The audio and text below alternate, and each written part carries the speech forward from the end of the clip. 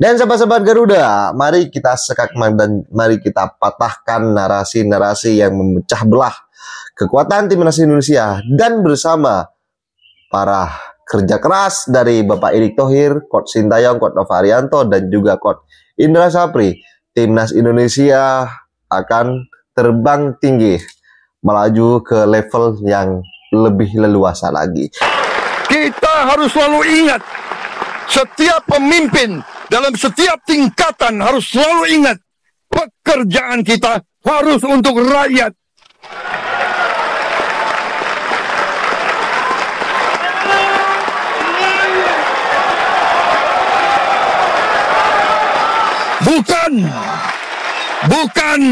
Bukan kita bekerja untuk diri kita sendiri. Bukan kita bekerja untuk kerabat kita. Bukan kita bekerja untuk pemimpin-pemimpin kita. Pemimpin yang harus bekerja untuk rakyat.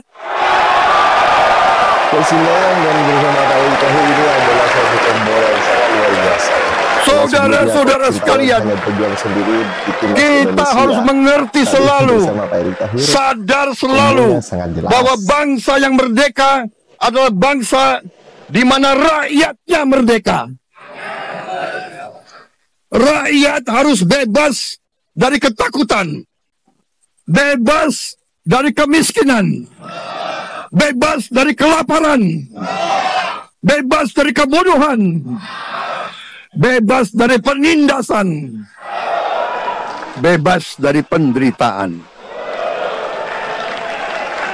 Dari pernyataan ketika mereka mungkin kaget, mungkin mereka kejang-kejang, jawablah kritikan itu dengan prestasi-prestasimu. Jawablah mereka yang suka nyinyir dengan gol-golmu, asis-asismu. Biarkanlah kaki-kakimu dan kepalamu yang menjawab. Jadi ini sangat sebuah sindiran halus yang memang mendalam. Kalau mereka yang suka menyinyir, suka kritik timnas Indonesia yang tidak mendasar, kalau mereka mendengarkan ini baik-baik, mereka sepertinya harus sadar. Dan sahabat-sahabat Garuda, kita sebagai para supporter tetap satu komando dan jangan mau terpecah belah. Dalam persepak bola timnas Indonesia dalam menghadapi kualifikasi Piala Dunia ini, dalam menjaga asa untuk lolos ke Piala Dunia. Mas Atta. Jadi 2017-2018 saya tuh memimpin organisasi diaspora bernama IDN United. Nah, kita tuh lagi nyari nama-nama ilmuwan Indonesia, mencari nama pebisnis ataupun orang-orang Indonesia sukses lainnya. Nah, terus secara tidak sengaja kita menemukan beberapa nama atlet. Nah, karena kita pecinta sepak bola, begitu ngelihat nama pemain bola, kita semangat banget kan. Jadi kita lanjutin tuh. Sampai saat ini kita juga terus melanjutkannya gitu. Jadi sebetulnya nama-nama yang alhamdulillah sudah bergabung, alhamdulillah kami ya sudah aware dengan nama-nama tersebut. Dan memang kualitasnya bagus-bagus ya, dan timnas kita semakin bagus ya. Betul. Bang Atep, Bang Atta. Bang Atep, menurut Bang Atep, timnas dengan banyaknya pemain diaspora yang sekarang banyak kualitas yang bagus, apa yang Bang Atep bisa lihat gitu? Ya, tentu ini salah satu cara ya dari PSSI, dari pemerintah, bagaimana ingin agar tim nasional kita itu levelnya naik. Ya, kalau dulu-dulu nih mungkin ya targetnya ada AFF aja kan. Kita udah seneng banget. AFF kayaknya juara aja udah seneng banget. Udah seneng banget, padahal kan itu sebenarnya turnamen ya. Benar nggak Pak? Betul. Iya, ini salah satu cara yang dilakukan oleh PSSI dan pemerintah bagaimana mendatangkan para pemain-pemain diaspora, tentunya untuk menaikkan level permainan timnas kita. Dan terbukti ya, kita pernah bermimpi nggak bahwa timnas kita akan bersaing dengan Arab Saudi, Bahrain aja, yang biasanya mungkin kita sebelum main udah kalah lah kan gitu. Ini Bahrain malah curangin kita kan. Iya, saking sekarang susah ngalahin kita gitu. Saking susah. Ya begitu pentingnya pemain Indonesia kan gitu. Tapi sampai sekarang aku nggak bisa tidur tuh kalau ngelihat pertandingan Bahrain itu. Soalnya aku nontonnya tuh pertama kali, aku cowok ya Mas, berkaca-kaca gitu loh nontonnya. Aduh, sakit hatinya sampai ke lubuk hati gitu, kayak dek. Karena waktu udah habis tuh aku udah selebrasi Mas. Maksudnya waktu udah pas nambah 96, udah 96, wow, tiba-tiba gak habis-habis. Wah ternyata di sana Nyesek ya. mafianya lebih mafia nih. Nyesek banget sampai. Terus ini kita lihat ini kan baru transisi nih Mas, pergantian presiden. Dan yang saya lihat Bapak Prabowo ini sangat cinta sepak bola. Menurut Mang Atep dan Mas, ini rezekinya kita masuk Piala Dunia di zaman Bapak Prabowo akan terjadi apa tidak? Amin. Amin dulu. Nah, waktu itu bulan Juli 2022. Waktu itu saya menemani Pak Ketum Muhammad Iriawan pada saat itu, turut serta berpartisipasi di Nusantara Cup-nya yang diinisiasi oleh Pak Prabowo. Jadi beliau tuh menggelar turnamen usia muda yang bernama Nusantara Cup di Hambalang.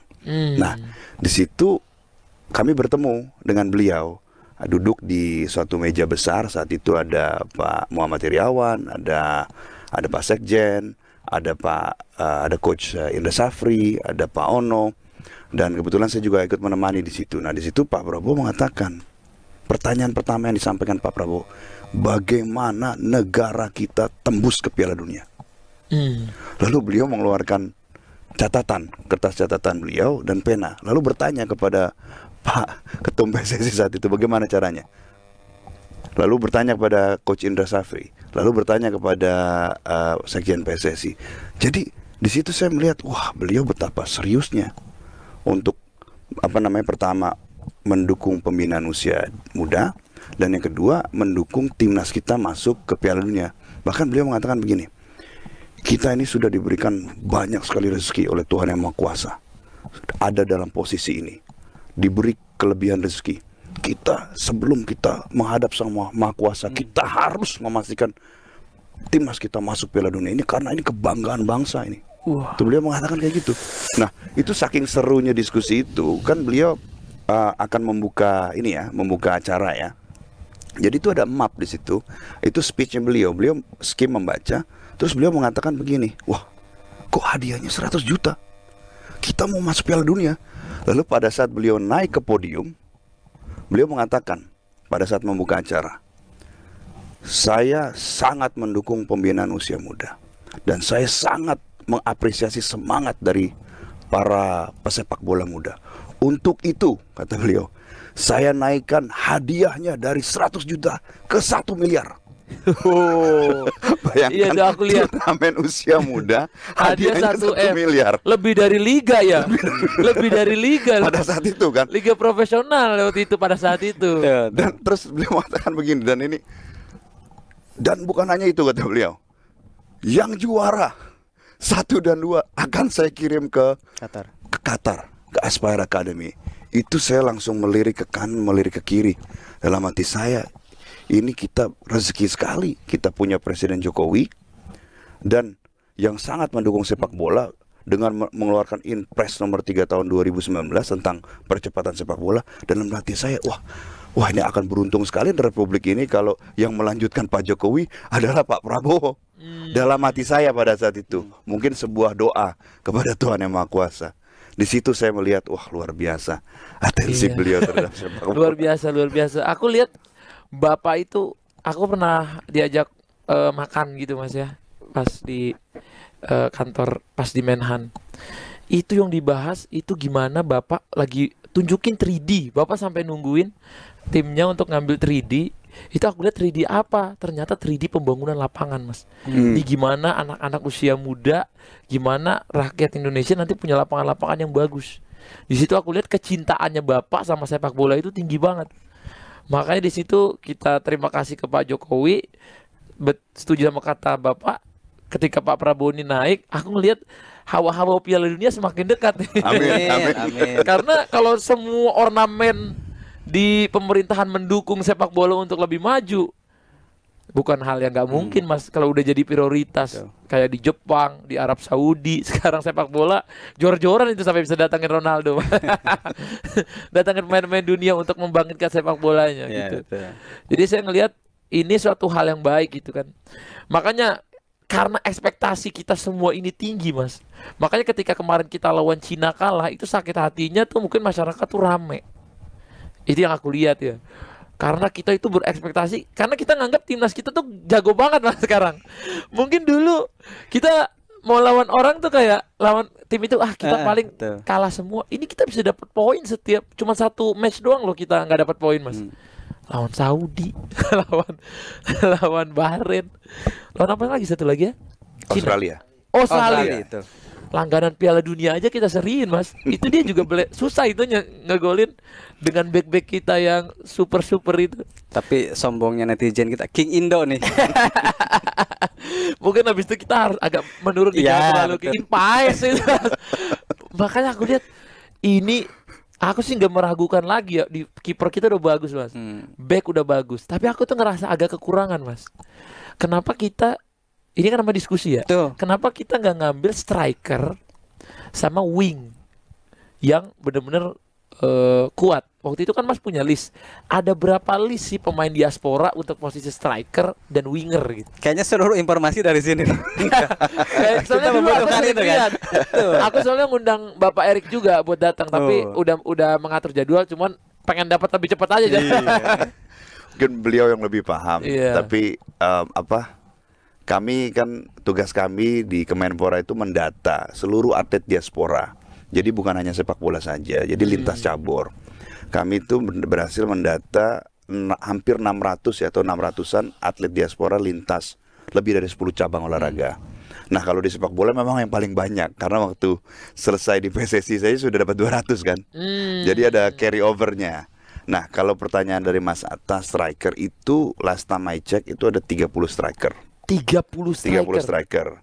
Nah, tapi kan tentu kualitasnya beragam. Iya. Nah, kemudian juga ada sekitar 40-an winger juga, 40-an winger. 40 winger. Iya gitu. Jadi Wah, sebetulnya opsi depan itu ya cukup beragam tergantung kebutuhan pelatih kan. Jadi kami di Kemenpora tugas kami hanya mendata. Oke. Gitu. Nah, terkait naturalisasi itu adalah haknya cabang olahraga untuk mengajukan kepada pemerintah. Seperti halnya hari ini pengajuan Kevin Dix ya. Itu langsung dipercepat oleh Mas Menpora, Mas Dito. Jadi apapun yang kami terima, apa yang kita terima dari cabur, kami akan evaluasi secepat mungkin dan memang kalau memenuhi aturan yaitu Permen nomor 10 tahun 2023, kami akan melakukannya secepat mungkin. Gitu. Cepat banget sih. Jadi Kan- Mas Menpora begitu nyampe pas dilantik itu langsung ditanya itu dan langsung memerintahkan itu. Mantap Mas Menpora. Ini emang sekarang nih semuanya Gotong royong. bahu membahu untuk secepatnya memperbaiki kualitas timnas kita gitu ya. Tapi Kevin Dix saya penasaran sih Mas, permainan di gimana. Enggak, dalam waktu dekat ada yang dinaturalisasi cepat nggak kira-kira? Iya, nah ini Strikernya makanya itu, ini Pak. kan kita mancing tadi Kebutuhan dari itu kan. kita mancing dapat Ajak kasih list bocoran. aja. Kalau Ada grade E-nya nggak sih Mas? kalau itu Grade E striker dan winger. kalau itu kan itu haknya cabur ya. Oke. Cuman mungkin kalau kita berbicara sebagai pecinta sepak bola saja gitu Iya, kan, kita iya. tentu kan punya preferensi masing-masing ya. Iya. Ya kan kita mikir nih pemain ini bagus dan bisa ditopang dengan data, ya kan. Jadi intinya nanya striker kan. Nanya striker sama wing. Intinya Nggak, pemain depan ya, Pak, ya? Cuman ya balik lagi kita harus tanya ke Coach STY Betul, dong. karena itu kan Cuman ini kebutuhannya. sebagai pecinta bola aja kan kita kalau nonton, wih ini kayaknya kalau ada tambah striker kayak gede gitu ya kayak Harry Kane ataupun kayak Lewandowski, ya nggak usah yang segrade mereka, at least grade-nya udah Eropa lah. Betul. Tapi posisi number 9 banget gitu. Oke. Jadi misalnya ya beberapa mungkin setahun lalu saya juga pernah ditanya, ada striker bernama Milan Manhoef. Milan Manhoef dia main di Liga 2 Inggris. Kalau nggak salah dia udah cetak sekitar 2 atau 3 gol dari 9 games. Dan memang dia punya track record waktu di Eredivisie itu tuh dia tuh mengemas 9 gol. Pada saat itu dia bermain untuk Vitesse. Jadi pertama kali kami mendengar tentang Milan Manhoef ini mungkin 4 tahun yang lalu atau 3 tahun yang lalu. Ada seorang yang memang kebetulan di Vitesse Under 21 memberitahu kami bahwa ini ada seorang keturunan Indonesia yang bagus sekali dan ini upcoming star gitu. Nah memang ketika dia main buat Eredivisie dia sukses mencetak 9 gol. Di Vitesse juga ada pemain bernama Miliano Jonathans, itu winger. Dia sekarang udah main 9 kali dan udah mengemas 4 atau 5 gol. Dia itu seperti Mas Atta, kaki kiri, sakti itu. Waduh, nggak kayak aku nih. Posisi wing. Wing, jadi right wing dia tuh. Dia cut inside. Nah, Inverted winger ya berarti. Inverted winger kalau di FM lah. Inverted winger nih zaman dulu aku lihatnya Mangatep paling set. Kan juga ada juga yang digadang-gadang juga oleh Romini juga sangat bagus. Jadi sebetulnya ya kalau misalnya kita bertanya atlet diaspora ya banyak sebetulnya yang posisi itu. Tapi kan itu kembali lagi ke preferensi dan kebutuhan tim. Tapi kalau misalnya kita lihat apa yang kita pikir, oh ini pemain bagus ya. Menurut hemat kami itu beberapa nama dan saya pikir publik sudah cukup lama mendengar nama-nama itu sebetulnya. Berarti sekarang tergantung kebutuhan dari pelatih gitu ya. Betul. Kemarin ada nama Ian Maslin juga ya. Right back ya, Right back itu sangat promising juga. Tapi mungkin dia sudah dipanggil Belanda kan, timnas senior Belanda ataupun apa namanya ya. Saya tidak tahu apakah pernah ada komunikasi atau tidak, tapi memang itu dia dan Tijani lah itu bisa dikatakan. Menurut Mas dalam waktu dekat nih ada nggak sih bocoran yang saya sih? Oke sahabat-sahabat Garuda, saya rasa cukup statement kali ini. Jadi bagaimana tanggapan kalian? Silahkan ditulis di kolom komentar dan jangan lupa like dan subscribe channel ini agar kalian tidak ketinggalan informasi penting khususnya timnas Indonesia. Salam sepak bola keren, salam sepak bola bersih, Garuda Jaya bersama saya, salam olahraga.